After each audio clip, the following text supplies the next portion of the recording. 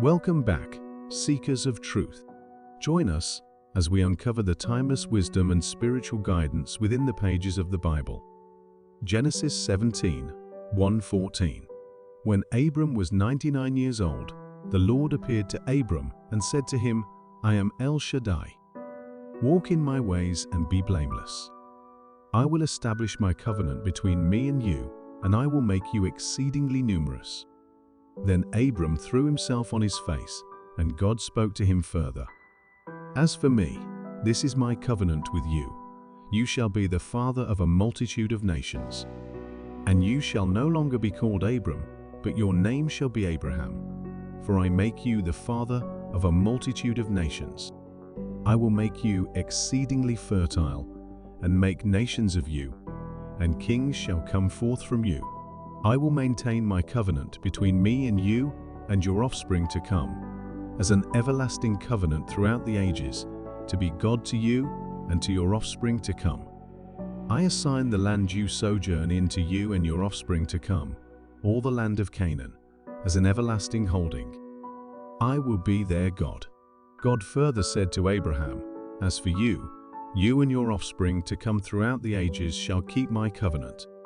Such shall be the covenant between me and you and your offspring, to follow which you shall keep.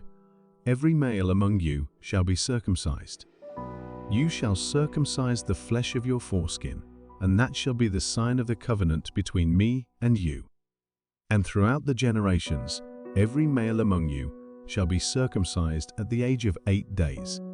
As for the homeborn slave, and the one bought from an outsider who is not of your offspring, they must be circumcised, homeborn and purchased alike. Thus shall my covenant be marked in your flesh as an everlasting pact.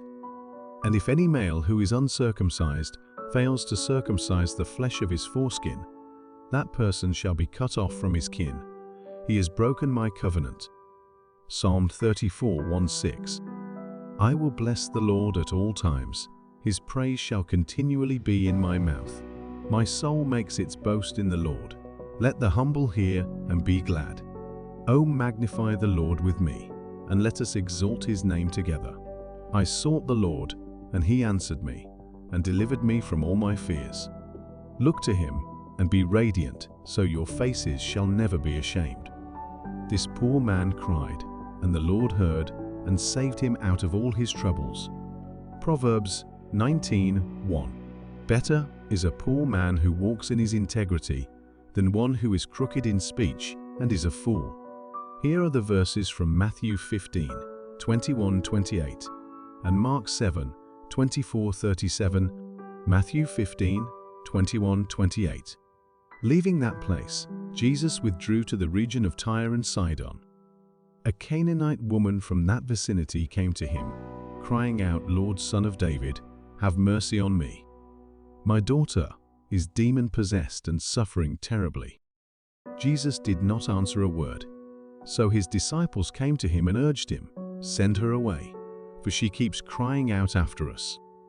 He answered, I was sent only to the lost sheep of Israel. The woman came and knelt before him.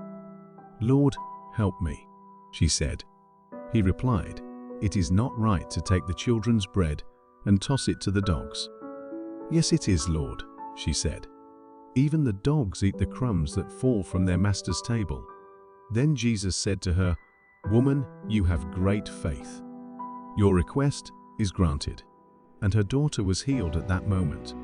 Mark 7:24-37. Jesus left that place and went to the vicinity of Tyre.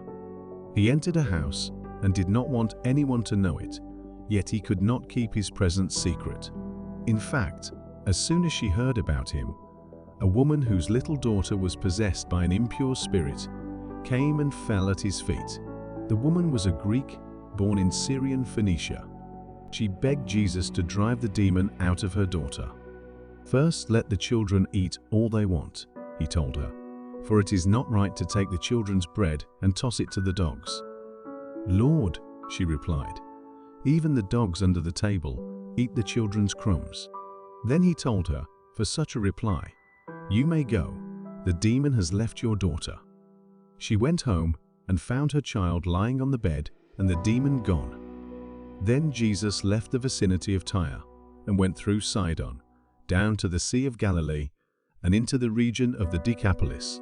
There some people brought to him a man who was deaf and could hardly talk, and they begged Jesus to place his hand on him.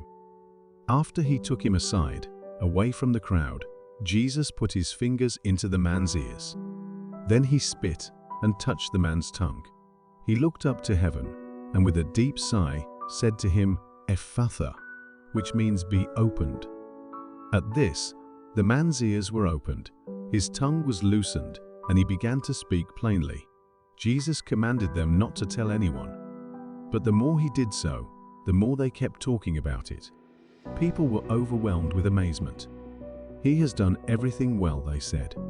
He even makes the deaf hear and the mute speak.